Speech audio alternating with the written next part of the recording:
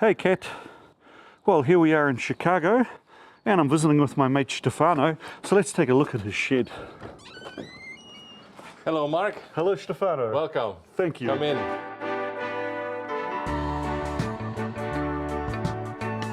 So lathe number one? The Blond Regal. Where did it come from?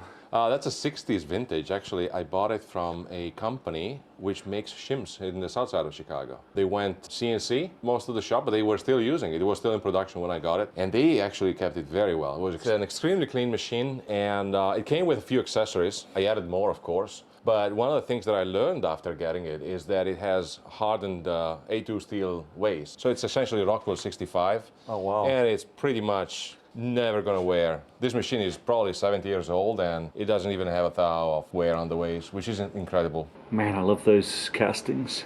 So does the body have a lubrication system on the apron? No, it's very primitive. There's no enclosed apron at all. It's got nothing. All right. I guess you don't have the cross feed either, right? No, nothing. Yeah. Yeah, this one's got nice cross feed, and you have a manual pump here. Every time you turn on the lathe, it will lubricate the cross slide, and when the oil has reached all the parts that it needs to lubricate, there's a little squirt hole over there, which will actually tell you that the oil has made it everywhere. So when it reaches that point, it means the oil has made it all over the apron and the cross slide. Yeah, so one thing you'll notice is when we run it in forward, it's much more noisier than when you run it in backwards, because the gears have been worn out way more in the normal working direction rather than the other. So what other lathes do we have here? We got a 10EE. So this is kind of the Cadillac in the shop. It's 1967 vintage from a local workshop. Very well taken care of. Cool, a data plate with lots of information on it. This is only the second time in my life that I've seen a Monarch 10EE. The other time I saw one was at Boeing's surplus, but it didn't fit into my carry-on, so I couldn't buy it. So what have we got in here? This is what Monarch used to call the control module in their good old terms. Probably 3 transistors and 1 die and high tech at a time. Yep. And this is responsible for controlling the signals that go over to the vacuum tubes, which actually run the motor. So where are the vacuum tubes located? Well, they're just right behind the panel here. These are the 2 main vacuum tubes that control the power that goes over to the motor. That's huge. The valves in my guitar amps are like half the size of whatever that valve is. That's the vacuum tube that controls the armature. Then on the left side, you got 2 resistors, which are used for brake assistance when you're slowing down the spindle. And then the other 2, they are pretty particular valves. I think they are kind of SCR, like silicon control rectifier equivalents back in the day. So they control how much current and voltage you're sending over to the motor. Man, that's a beast, huh?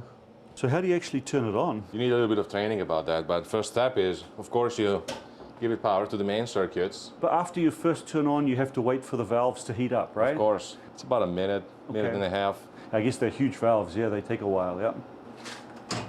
There you go. So right now you got the motors that are engaged, so all the circuits are ready to go, but the lathe is not. When you start up the machine in the morning, you want to make sure oil goes everywhere. And the way to get oil to go everywhere is to actually run the machine at slow speed. You got this. This is a potentiometer. It essentially allows you to change the speed that controls the circuits that run the motor. So what I normally do is I set it to a fairly low value. So when you switch this lever, you actually get the lathe to move. What's the max speed, 4,000? It's 4,000, yeah. Oh, wow. But I guess you wouldn't do 4,000 with this big chuck on it, right? I don't think that would be very safe. It's actually an amazingly large chuck for a D3 cam lock. Huh? It is, yeah. It's quite sensitive, isn't it? It is. Doesn't take much. It's not very linear, though. So I guess a machine like this has got a lot of interlocks, right? Oh, yes. They definitely put a lot of interlocks to make sure nobody could damage it. So first one you can look at is on the spindle you have a lock which helps you change collets. If you forget to remove your lock and you turn on the machine, nothing happens. Then you got your second interlock here, which is actually protecting the gears. If the machine is running and the speed is above 100 RPM, you get a feedback signal that activates a solenoid and you cannot change gears. This is the lever for the high and low speed range of the machine. So the third protection you have in here is the selector between feed mode and threading mode. In this machine, the feeds run with belts, so they eliminate the noise from the finish. Yep. And the threading, as any machine, needs to go through gears. So if you want to change this, you first need to put the machine in threading mode with this lever, and then the machine will actually let you switch to threads, and you have 2 directions, left and right. So in order to move this, you need to have this in the right place. Is this like the kick out for when you've reached a specific step? I don't know. I know it's a micrometer stop. I've never used it. All right. Yeah, and there's very little mention about it on the manual too. Okay. you'll get a comment from somebody who knows exactly how and when and why this is used. So now that we're in threading mode, you have even more interlocks. I lost count, but if you want to change your settings in your Norton box, you first need to disengage the main gear that connects the Norton box with the rest of the lathes. Now we can just shift this left and right and select which threading or speeds we want to use on the machine. Then once you're done, you need to move this up, and this will actually engage the machine and will allow you to work with the speeds that you selected. Man, these levers all feel so incredibly smooth, and I mean, that control is just fantastic. You can see why these machines are so well loved, eh? When it comes to threading, Mark, in this machine you'll see that there is even more interlocks to make sure that you don't screw up your work. This selects whether you want to feed the cross slide. In order to engage threading mode, this needs to be in neutral. So if I leave this guy engaged for, of course now it doesn't work. You know why? Because this was not in the neutral position. I need to disengage my threading mode in order for this to allow me to do any kind of cross or traverse feeding. I need to put it in neutral, and then I can engage my threading. So if this is engaged, this won't go anywhere, and when this is engaged, this will stay interlocked. And does it have any other cool features to assist threading? In this specific machine, you have an option which was provided by Monarch. This is our, what they used to call the electronic lathe screw. Nothing electronic about it. Some sort of mechanism that allows you to automatically stop the spindle when you reach a shoulder and when you're threading. It's more mechanical than electronic, because what it does is essentially turns off the switch when you reach a shoulder. So for example, right now we have set the machine to work with right threading. So if I turned on the machine, I'll simulate for you what happens when you reach the shoulder, but there is a simple cam that actuates this lever, and with the brake system and the electronics of the Monarch 10EE, it will actually stop the motor. And it stops quite suddenly? I think a couple of revolutions if you're going very fast, which normally you don't do in threading. This is your cross dial. This lathe comes with a very nice feature which allows you to essentially set an end stop when you're threading. With this knob on the side, we can engage and disengage it. When this is outside, in the other position, you can actually spin this anywhere you like. But if you're threading, you always want to reach the same end stop. So what we do is actually we engage this stop, and then you will see that the dial always stops at 0. So when you're threading normally, what you do is you set this to your 0 position, and you always keep it there while you're threading, and then you adjust your feed with the compound slide. So imagine you're threading, the machine will go forwards, and then you can also adjust automatic stops on the saddle. Essentially, the machine will stop for you. When you reach the end stop, you can just go back without even looking at the dial, adjust your feed depth, and then you go back to your stop. And how repeatable is that? I'll let you be the judge of that.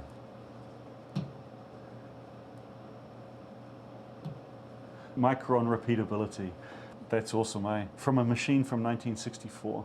It's interesting that it's a reasonably small diameter dial on the tailstock when the other dials on the machine are so huge.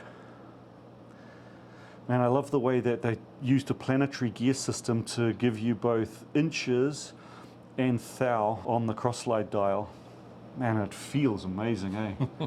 And I see that you've put on a DRO. Oh, that's a whole project I've been working on. It's homebrew display. All the source code and schematic diagrams are all available on GitHub, so perhaps we can put a link in the bottom. So I see that you're also pretty well equipped in the milling department. Yeah, we got a few milling machines in the shop. This is my first one. It's a Tormach CNC 770. Then you got the Bridgeport, which was my second machine, and then the Supermax, which is the one I use for my larger jobs.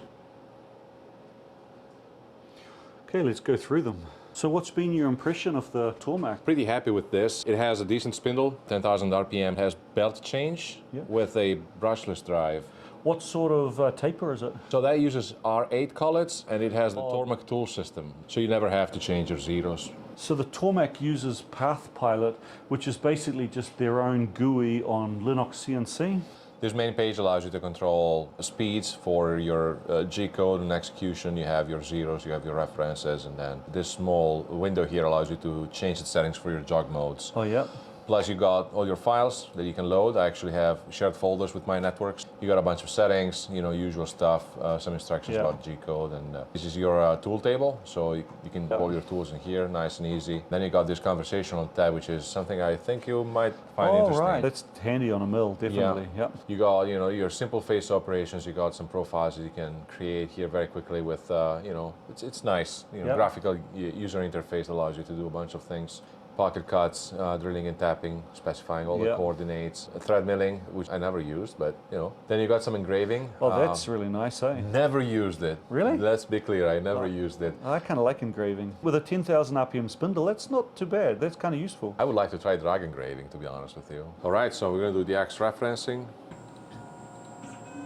What are the travels? I don't know exactly the numbers. It's not huge. You probably got about a foot and a half on the X. Yep. You got about 150 millimeters in the Y and maybe 180 in the Z. Okay. The envelope is kind of limited. Is it a closed loop control or it's just open loop steppers? Open loop stepper motors. They Okay. have a newer version now that uses actually clear path servos, but I never lost steps on this. They're extremely oversized. Okay, that's good. So we've got a two-step pulley on there, huh? It's a poly V pulley. Those are nice. They're nice and quiet and smooth. I may eventually put poly V on the Schaublin They're very efficient too. because the Schaublin's got that really wide toothed belt Yes. to transmit all of that massive torque, but it's really noisy. Yeah, the Poly V is very quiet. You'll hear it in a second.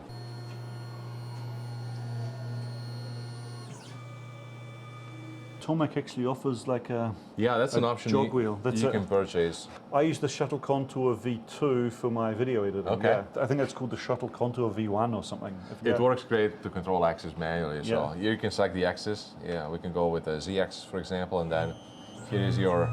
So you can play, and then if you need to do precise adjustments, you can just.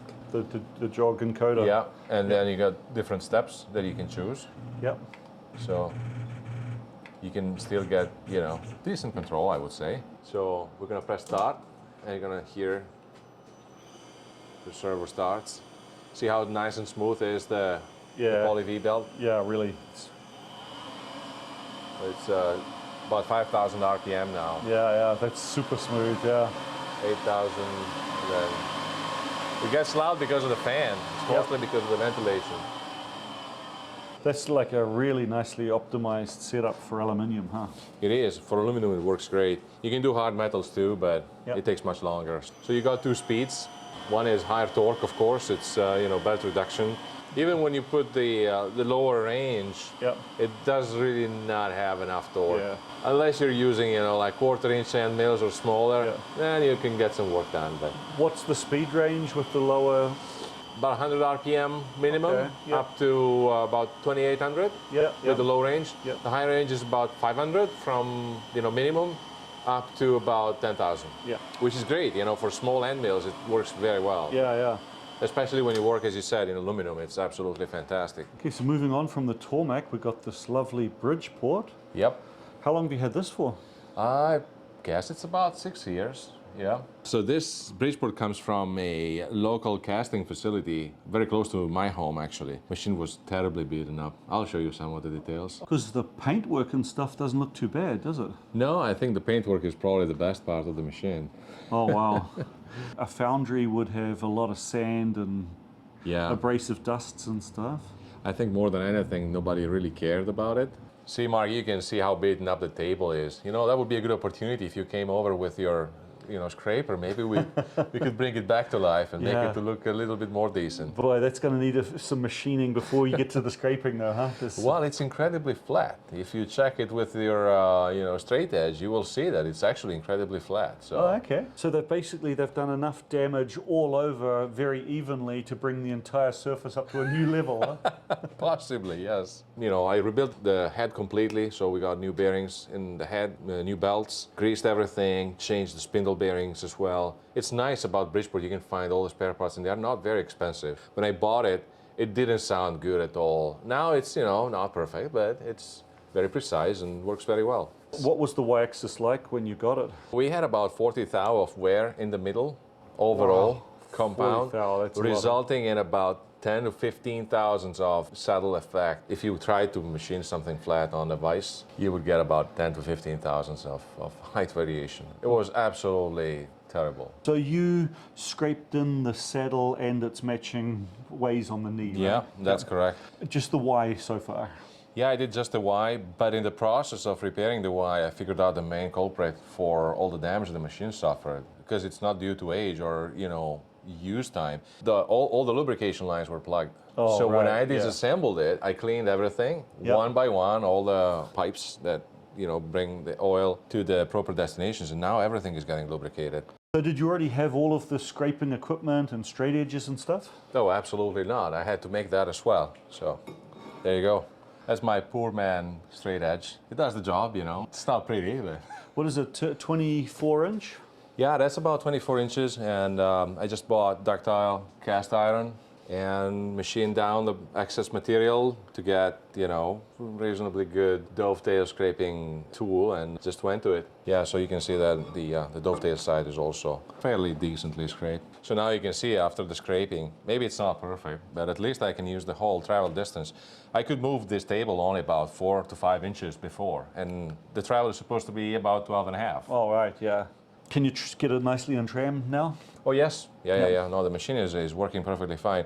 The x-axis still needs scraping. It's not as badly worn as the Y was, but it does need work. So you can see here in the bottom, I still have to scrape the x-axis, which is the main table. Not as bad as the Y, but it still needs a lot of work. You can see that essentially there is no flaking left in any surface, and they are significantly bowed as well. We're talking about maybe 5 to 10 thou right now if you go end to end. So do you think you'll go straight to scraping, or will you put it on your big mill? I'll go through the big mill. Yeah.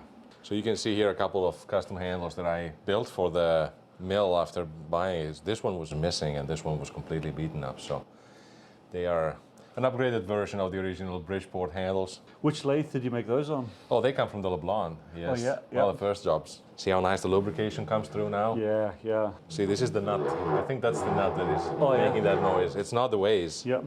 What was the condition of the lead screw like? The lead screws are actually in great shape. The nuts were worn out. Okay. Not terribly, but they were worn out. I see it's got a DRO on it. Was this already on there, or? Yeah, that's the factory DRO. Bridgeport used to ship them with the new oil. And do you think you're going to keep the new oil, or will you replace it with? No way. No, it's going to get replaced with my whole unit, which also will allow me to control the rotary table.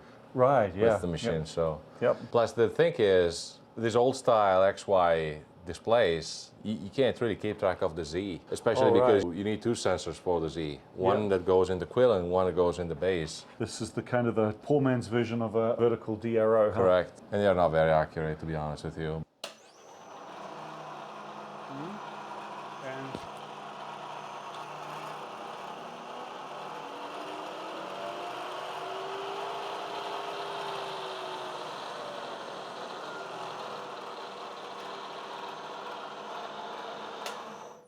How many different belt ratios do you have? So you have a back gear, which is the range you see with the turtle on this side, and the normal direct feed from the continuous variable transmission. Yep.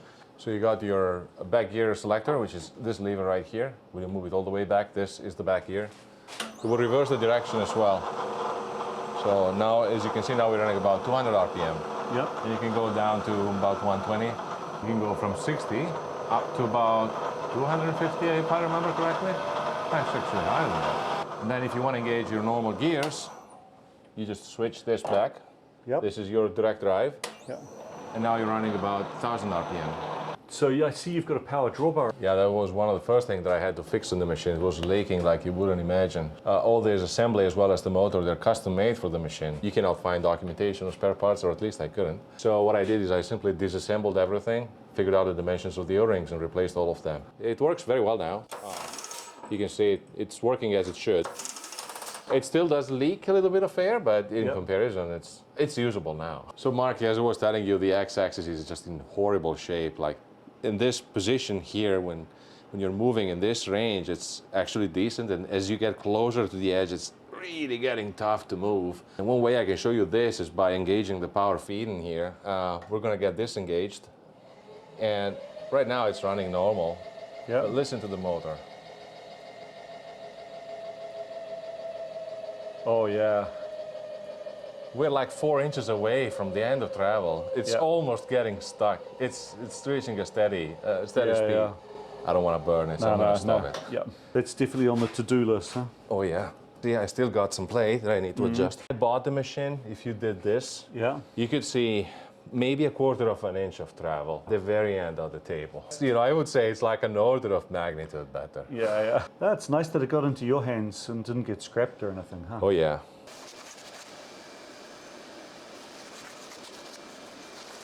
So this is this beautiful big Supermax, which is kind of like an oversized Bridgeport. Did you get this first, or did you get the Bridgeport first? Oh no, I got the Bridgeport first, then came the Supermax. Well, once you got this, did you consider selling the Bridgeport? Not at all. There's nothing that I would sell in this shop. You know how it works. So one cool thing you have about this machine, Mark, is that it has very advanced power feeds compared to a Bridgeport. If you have a Bridgeport, you want to have power feed on each axis, you need to buy separate servo motors, and yeah, they're always a little bit chintzy, you know. This one has a big 3 horsepower 3-phase motor, which actually powers through gears all the motions of your machine. So you can set precise feeds. I don't think it's going to ever bog down. This is the gearbox for your feed mechanism.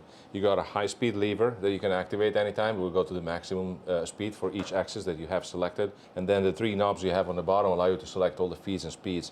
This little table tells you how fast you're going to go.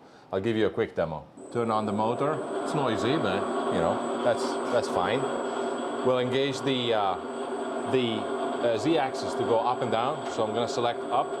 Right now we're moving with the feed speed. If you want to go fast, I can just pull this lever and it's going to go to the high speed. So when you want rapid traversing in your machine.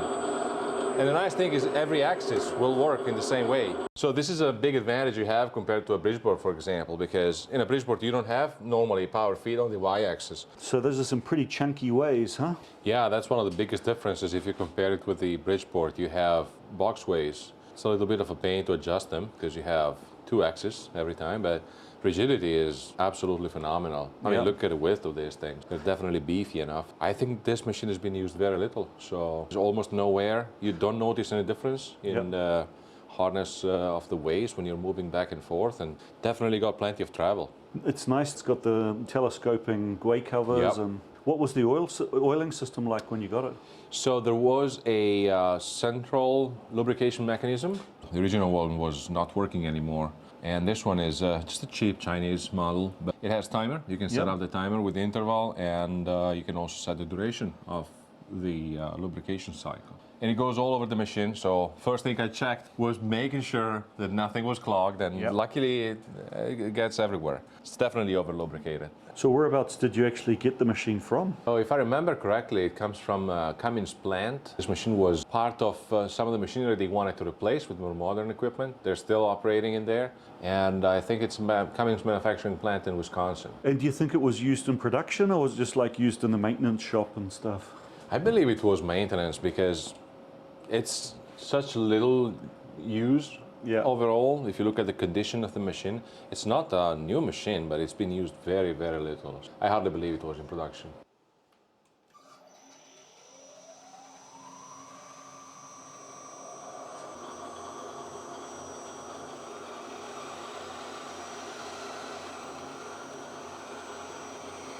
Squeaky belts. Yep. So what's the speed range of it? It's similar to a Bridgeport essentially. You go between about 120 minimum in low gear up to about 450, 500 still in low gear. And in high gear you go up to 4,200 RPM. So it's pretty much the same as a Bridgeport. Difference, the motor is a 7 horsepower. Oh wow, that's a practical range, huh? So wow, you've really got a lot of nice taper tooling here, right? Yeah, this was a very lucky find. They come from a couple of different auctions, and I got them in 2 lots, the majority of them. And they come from a shop that used to do a lot of custom manufacturing. They had a lot of jig borers, large jig borers in there. They all use this NTMB 40 style, which is exactly what this machine needs. They're pretty rare to find, but luckily enough I got them. And they all came with the tools, and the tools were all sharp when I got them. So extremely lucky find. And round past here we've got this Grob bandsaw. Man, bandsaws are such a useful tool, aren't they? They are, yeah. I am really happy about this one. I just got it, placed it in here, and used ever since. It has a 4-speed gearbox and a continuous variable transmission as well, which I don't use because I got a VFD, but Did you add the dual band welder, or it was already The on? previous owner did it. Oh, It that's works. cool, huh? There's nothing wrong with it. The only problem is the operator. I don't know how to use it. Need some practice, huh? Absolutely. Wow. But with 4 speeds, that must have an incredibly wide speed range. Oh, the range Brilliant. is way more than what you would normally require. So after the bandsaw, we move around into the grinding department, and this is the first of the nice tool and cutter grinders. You know, I've got a soft spot for tool and cutter grinders. I've now made, what, 3 videos, but this is a Cincinnati number. This is a Cincinnati number 2. I think this is the machine which TOS copied. A lot of companies copied this machine. It's been very popular design. They started making them around the Second World War. So one interesting fact about this machine is that Cincinnati is an American brand, but this one is manufactured in England. And where did you get this from? This is a machine that came from a tool maker here in Chicago. It was a small workshop, and I think the 3 partners, they were all pretty old folks. They retired, so they decided to sell all their equipment. So I got this one and the Monoset from the same place. Oh, wow. And the machine is in absolutely wonderful shape. Must have been an expensive buy, huh? The shipping was for sure. The machine was actually a very, very good deal. These brass plates, man, that looks nice, huh? So as you can see, you never have enough T-nuts, because although I have several different machines, all the T-nuts are different sizes. This is probably a unique size for that fits nothing else, right? They have a mention in the machinery's handbook, but sure enough, it's the only one I have across the shop. Oh, no, that's a nice looking accessory. Yeah, that came with the Cincinnati number 2. It's a fluid grinding attachment with the air bearing. Nice. Yep. That's real handy, huh? It came for free. Oh, wow. Yeah, can't beat that. You got lucky on that one. Second tool and cutter grinder here is a very pretty little baby. Yeah, that's a Decal replica, manufactured in England as well. It's an Alexander. They used to export them to the United States. They had some kind of dispute with Decal about import or fees. I cannot tell you the exact details, but I know they became popular for a certain period, and they're very well manufactured, you know. Right, so moving over from the Decal and the Cincinnati number 2, we've got the Monoset. Yeah, this is another Cincinnati tool cutter and grinder, kind of the more advanced version. And the idea behind this machine is that you can essentially do most of your grinding operations, if not all of them, in a single setup. That's the reasoning for the name, Monoset. The machine is essentially divided in 2 portions. One is the work holding side and the other one is the spindle side. You got 3 axes on the spindle side. You can essentially change your X, Y, and Z. You cannot rotate anything, but you can translate it on each one of these 3 axes. You got this one, which is your Y-axis, and then conveniently placed here you have the X-axis, and then you can, of course, adjust the height. One interesting note is every axis has an end stop, because you can see that many of these handles, they don't have any graduation. So the way you normally do it is you adjust these end stops based on how much you want to advance. You can turn this this little knob, which will in turn adjust the distance at which you can travel. So you would grind to a reference point. Let's say you have a 4 fluid end mill, right? So you find your first fluid, you start grinding that one, you turn your end mill around, you face all 4 of them, and if you need some more purchase in your grinding, then you adjust it in thousandths using this knob. And then you use it as an end stop. And these are extremely precise. The way they engineer them is very, very cool. So I really like them. Yeah, see, for example, on the X-axis, we only have one of the stops, and it would be nice to find the matching one that goes on the other side, so you could stop, going forwards and also going backwards. And pretty much all the end stops that should be installed on the work holding side are missing. I think there is a T-slot guide here on the side. Unfortunately, I don't have those, so it would definitely be very convenient and easy to do grinding up to a stop rather than having to rely on a DRO or just your eye. So guys, if any of you know of any Cincinnati Monoset micrometer stops, please let me know. Oh, this data plate looks like it's going to need some more cleaning. Nice. This side is your work holding side, and it has a lot of axes as well. The main one is, I would call it the Z, because it's lined up with a spindle, right? So this is how you can actually move your workpiece forwards and backwards. But it's not the only way, because it depends where the operator sits. So one thing you can do is you can lock this handle, and you can unlock this one.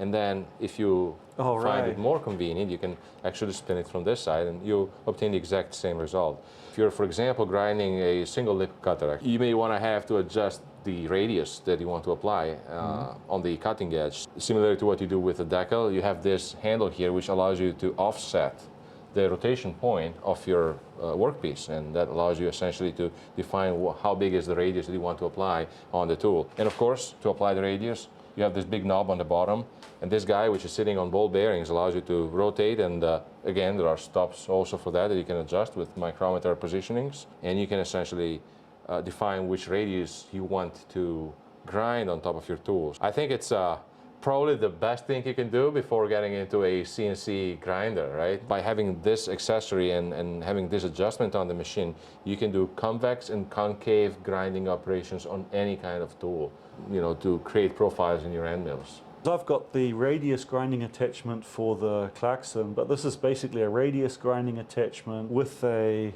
universal head. Plus, this also does spiral grinding, yes, right? you can also do spiral grinding. How do you set up to do a spiral flute? Yeah, that's a very interesting setup, by the way. So you got an inclined plane that works in here. The inclination of such plane defines the ratio of your spiral. You see these numbers in here, they will tell you what is the angle at which your spiral will be created and generated by the machine.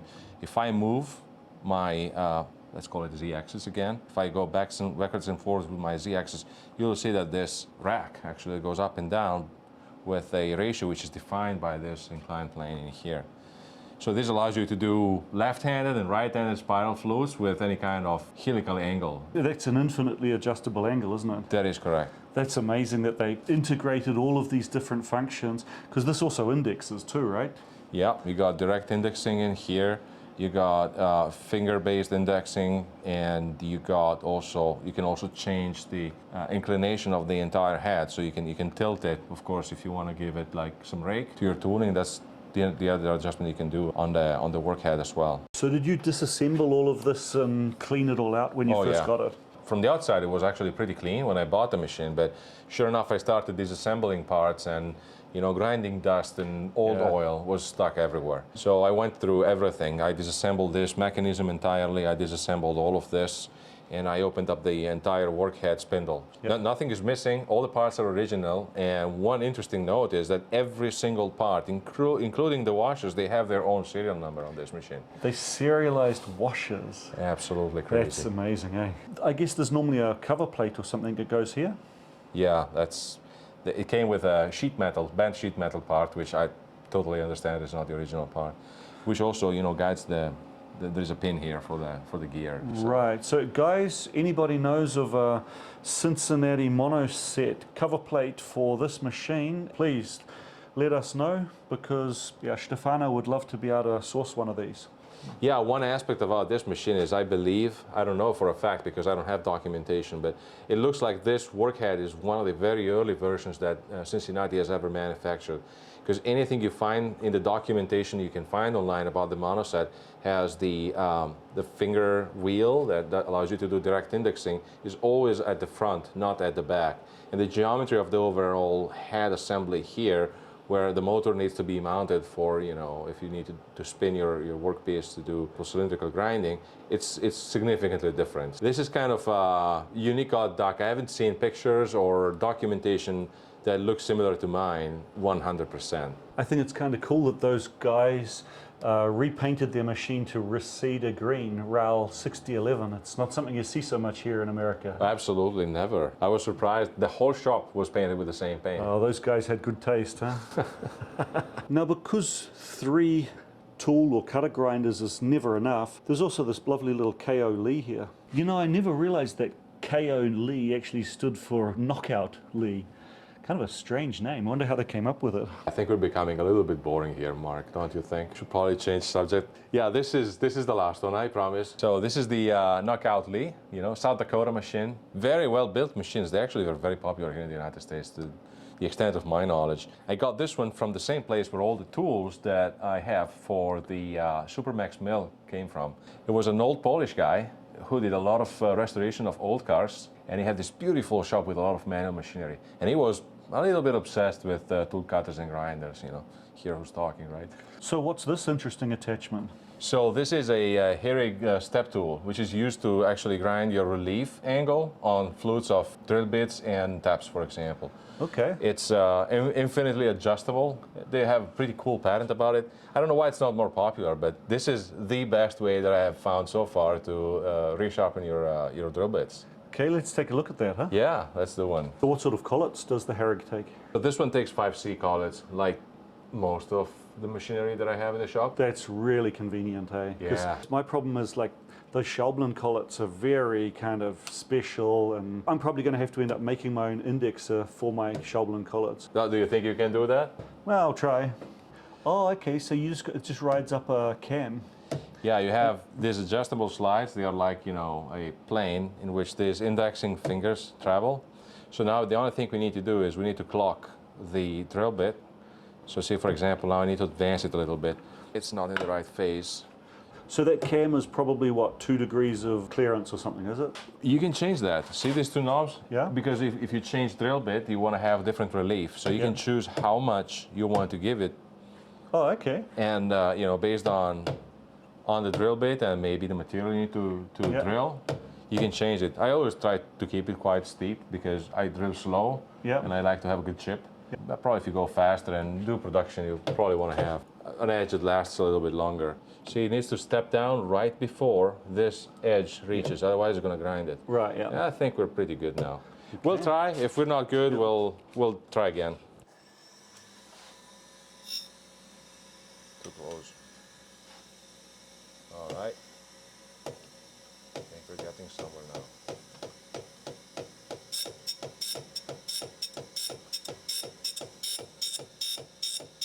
Oh, wow, that really is super fast. That's all it takes. I mean, the longest part is really setting up the drill bit in the collet, because I haven't marked the stop position. That's my fault. That's it. Wow. It comes with the motor usually, so when you have the motor mounted in there, it's even faster. Yeah, that's really nice. On the Clarkson, I just do 4 facets because I don't have any form of like spiral grinding attachment. We actually were a bit off on this because I think we got negative rake on this one, but I get the idea. Of course I am. So this is not gonna cut. Yeah, sure, it's not gonna cut. Okay, how much are you gonna pay me if it cuts? Man, you're not gonna cheat and put it through an existing hole though, are you? Ah, you got me. That's what I was planning to do. Right. And of course now you're gonna tell me that this steel is not good enough, right? That's why it cuts. That's steel? That's lead. Of course, of course. All right. I think we're looking pretty good. Yeah, except for the lack of back rake, it's looking good, yeah. All right, I'll take it easy. 600 RPM. Am I allowed to use a little bit of cutting oil? You're allowed to use a little bit of, that's probably some sort of acid that's going to dissolve a hole in it. Oh, Jesus. Hold on. I forgot to tighten the chuck. This is where I quickly sneak in and switch it on backwards, right? No, please. All right. Take number 1. Come, feel the pressure. See how well this cuts. Oh man, that's taken so much force. Oh, sure. Oh, that's like all of my strength. Okay, it's cutting. Maybe it does have a little bit of.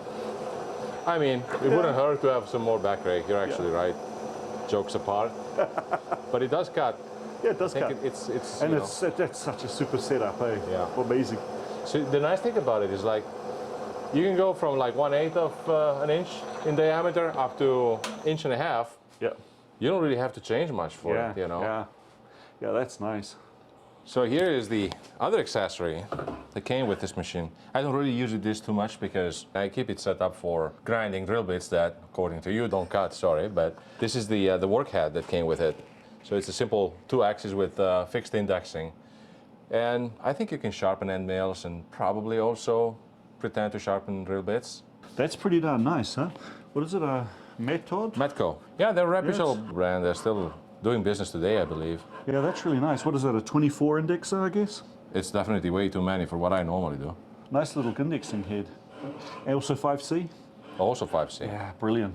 So this is a CNC rotary table. This is an indexing rotary table. Up here there's an indexing rotary table. They got a problem, you think? Yeah, I think it's that indexing fetish is getting to you. Oh look, your indexes of bread. Yeah, I got a couple more, just in case, you never know. Yeah, I think you're going to have to sign up for Indexes Anonymous. Is there such a thing? Yeah, my name's Stefano, and I've got a problem. And this little prototype? Well, that's my test rotary table, the T&C version, you know, that I use to experiment with my display. So perhaps we'll find some time to give a quick demo. Cool, we'll get onto that with the DRO video. Okay, and last but definitely not least, we're into the surface grinding department. Yeah, this is my Boyer-Schulz. It's a Chicago-made machine. They were extremely popular because they were fairly cheap, and as you mentioned before, Mark, they are compact, so they're very convenient. I really like these logos, and this kind of chrome trim just looks fantastic, huh? So one thing I did to the machine is I rewired it, and of course I have single phase, and Yeah. I need 3-phase power for these motors. So I added the VFD, and since I was there and the original pump was not working very well anymore, I also added a new pump for the whole lubrication system. The linear bearings right now, which is plain bearings, they are dry, but as soon as you turn on the switch to turn on the spindle, whenever you turn on the surface grinder, the signal will go to the pump, and the pump will actually lubricate your plain bearings, which is very convenient because otherwise you will forget. If it's manual, you will forget.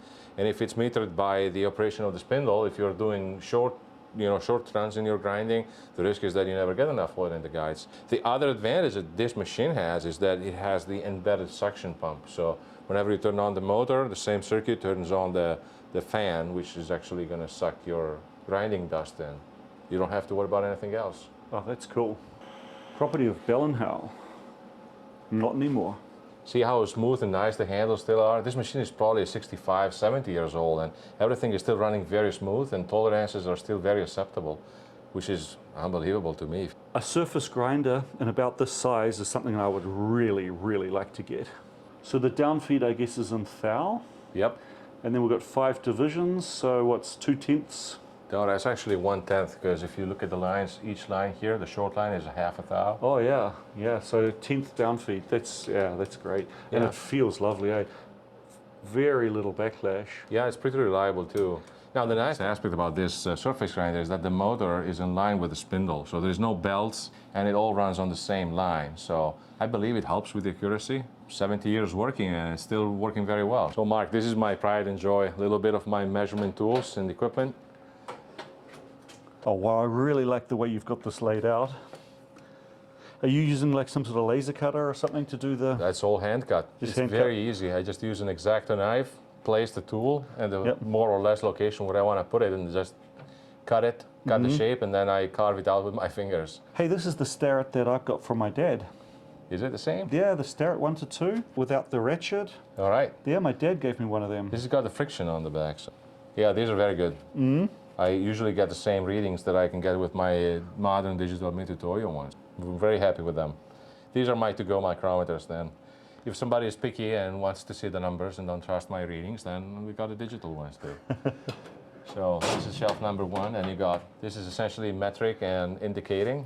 And then you got one last shelf with some more, you know, custom measurements and ID measurements, disc micrometers. Are you mostly getting this stuff from auctions or? I know this is more difficult to get at auctions. Some of it comes from auctions, but a lot of it is just keep looking on eBay. And you know, one interesting place, at least here in the United States for me, is Facebook Marketplace. Okay, You often find people who just want to get rid of stuff, and prices are decent. Cool. These are bought new. The Fowler ones, terrible mistake. I'll never buy them again. No? All the battery covers, they just crack and Oh, right, they fall apart, and the battery doesn't last. It's like Mitutoyo, you can stick in the battery and they're good for a couple of years. Yeah.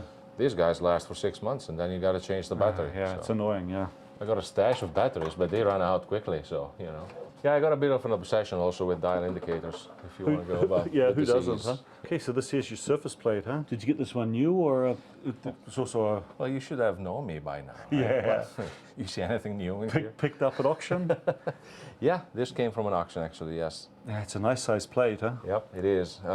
I don't think anything smaller than this would be useful if you were doing any kind of restoration or Yeah. measurements. Because I've got the little 12 by 18 inch, which was enough for the mini lathe, but the mini lathe's tiny. So anything, you're right, anything else, it's just too small. So this is a just the indicator that was missing in the height gauge. So some parts that I machined about a year ago. Oh man, you made a beautiful job with those. And hardened, Yeah. surface ground. Yeah, we can check the hardness if you want. So we do 3 turns. 1, 2, 3. 0 the dial. And then we release 150 kilograms of pressure. It is definitely hardened. There we go. We wait until the dial stops, and then we actuate the lever, and the reading you have, that's your hardness. So we are at Rockwell 57. Oh wow. Actually 58. 58, yeah, nice. That ain't bad, right? Yeah. Should last a few. Where did you Few get more the, years. Where did you get the hardness to? Mark, again, same question. Another. It's an auction. That's fantastic, eh? Yeah, this works pretty well actually. I'm pretty happy with it. Yep. Well, Stefano, thanks very much. This was a really amazing shop tour. I really enjoyed it, and thanks a lot for your hospitality. Well, thanks for visiting us, and the door is always open. Okay, thanks a lot. Thank you. And thanks for watching. And for all members and Patreons, I'm doing a live stream straight after the video next Sunday. So 12:30 European time, Sunday the 25th. Hopefully I'll see you there. Thanks a lot.